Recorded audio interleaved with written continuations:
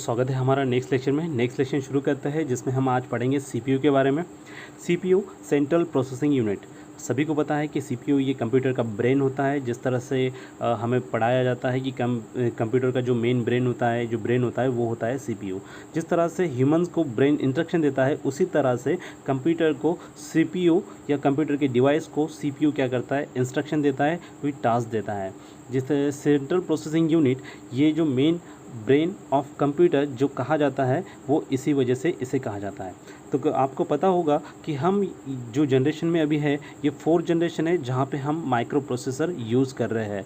अब इसके पहला जो जनरेशन था जहाँ पे वैक्यूम ट्यूब यूज़ होते थे, 2nd जनरेशन में ट्रांजिस्टर यूज़ होने लगे हैं, 3rd जनरेशन में इंटीग्रेटेड सर्किट यूज़ होने थे और 4th जनरेशन में जो हमारा माइक्रो प्रोसेसर जनरेशन है, जो अभी का जनरेशन है, यहाँ पे हम प्रोसेसर यूज़ कर रहे हैं, सीपीयू यूज़ कर रहे हैं। आने वाला जो जनरेशन है वो आर्टिफिशियल इंटेलिजेंस पे होगा जहाँ पे पैरेलल कंप्यूटिंग यूज़ होगी। ये जनरेशन जो होता है ये कंप्यूटर की जनरेशन से कनेक्टेड होता है। जैसे कि हम देखते हैं कि सीपीयू का मेन काम क्या है कि सीपीयू एक जगह पे रह के सभी डिवाइस को क्या करता है, परफॉर्म करता है या सभी डिवाइस को हैंडल करता है, जिसमें उसमें इनपुट आउटपुट डिवाइसेस, जो सभी डिवाइसेस जो कंप्यूटर से सिस्टम से कनेक्टेड होते हैं उन सभी को परफॉर्म करना या उन सभी को टास्क देना, ये कौन करता है, ये हमारा सीपीयू करता है। तो दोस्तों हम देखेंगे कि सीपीयू के अंदर कितने यूनिट होते हैं। सीपीयू के अंदर जो हम देख रहे हैं यहाँ पे कंट्रोल यूनिट, एएलयू और मेन मेमोरी, ये जो होता है ये सीपीयू के अंदर होता है। तो हम सबसे पहले देखते हैं कि एएलयू क्या है। एएलयू अरिथमेटिक लॉजिकल यूनिट है। अरिथमेटिक लॉजिकल यूनिट जो क्या करता है, कंप्यूटर में रह के कंप्यूटर में होने वाले अरिथमेटिकल ऑपरेशन जैसे कि plus, addition, subtraction, multiplication, डिवाइडेशन, logical gets, इस तरह के जो भी ऑपरेशन परफॉर्म होते हैं वो जो डिपार्टमेंट है वो एएलयू संभालता है। उसके बाद में जो आता है वो कंट्रोल यूनिट आता है। कंट्रोल यूनिट क्या करता है, डिकोड करता है इंस्ट्रक्शन को कमांड में और ये कमांड वो सामने भेजता है। तो कंट्रोल यूनिट का जो काम है वो काम है कि डिकोड करना इंस्ट्रक्शन को कमांड में, और एएलयू यूनिट का काम है कि अरिथमेटिक और लॉजिकल ऑपरेशन को परफॉर्म करना। इस तरह के जो फंक्शन होते हैं ये सीपीयू के अंदर रहने वाले ये यूनिट करते हैं, जिसमें सीपीयू के अंदर होता है कंट्रोल यूनिट, एएलयू यूनिट और मेन मेमोरी।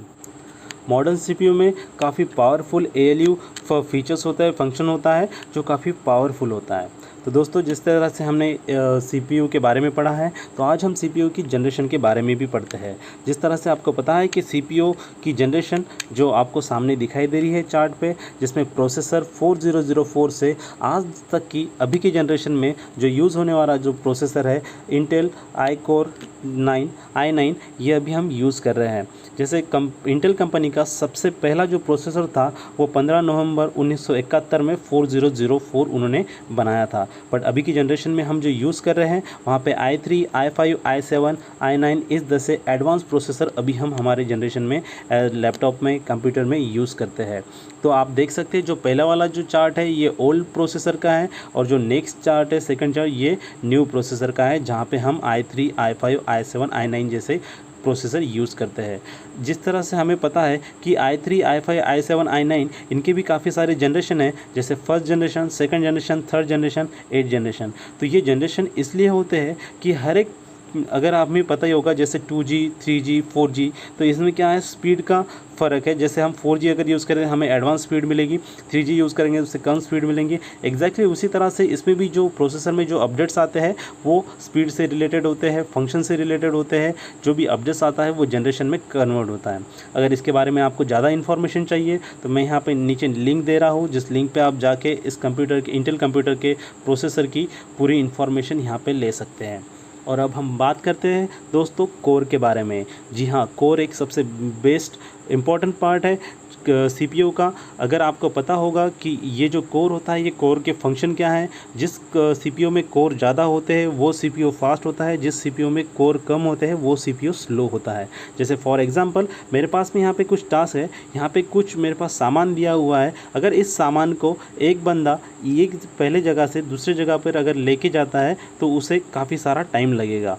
बट यही सामान को अगर 2 बंदे अगर एक जगह से दूसरे जगह पर अगर लेके जाएंगे तो वही सामान क्या होगा, कम समय में एक जगह से दूसरी जगह पे ट्रांसफ़र होगा।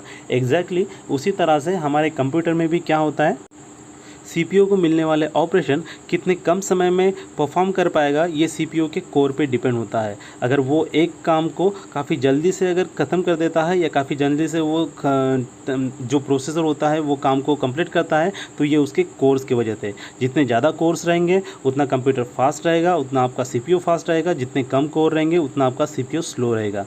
तो दोस्तों, अभी की जितने भी जनरेशन के जो भी i3, i5, i7 है, इसमें काफ़ी अच्छे कोर्स दिए हुए हैं। ठीक है, 4 कोर के ऊपर ही है, जिसे आप यूज़ कर सकते हो। तो अब हम बात करते हैं कि मदरबोर्ड पे हम सीपीयू कहाँ पे फिट करते हैं। जैसे कि आप सभी को पता होगा कि अगले लेक्चर में मैं आपको जब कंप्यूटर असेंबल करेंगे तो मैं आपको बताऊंगा कि प्रोसेसर को मदरबोर्ड पे किस तरह से इंस्टॉल कर सकते हैं। तो मैं आपको एक और भी बता देता हूं कि मदरबोर्ड का जो सॉकेट, प्रोसेसर सॉकेट होता है, वहाँ पे हमारा ये प्रोसेसर इंटेल कंपनी या AMD कंपनी का हम यहाँ पे इंस्टॉल करते हैं।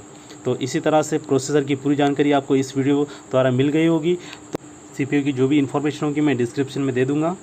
तो लाइक करिए, सब्सक्राइब करिए the vision x technology. Thank you.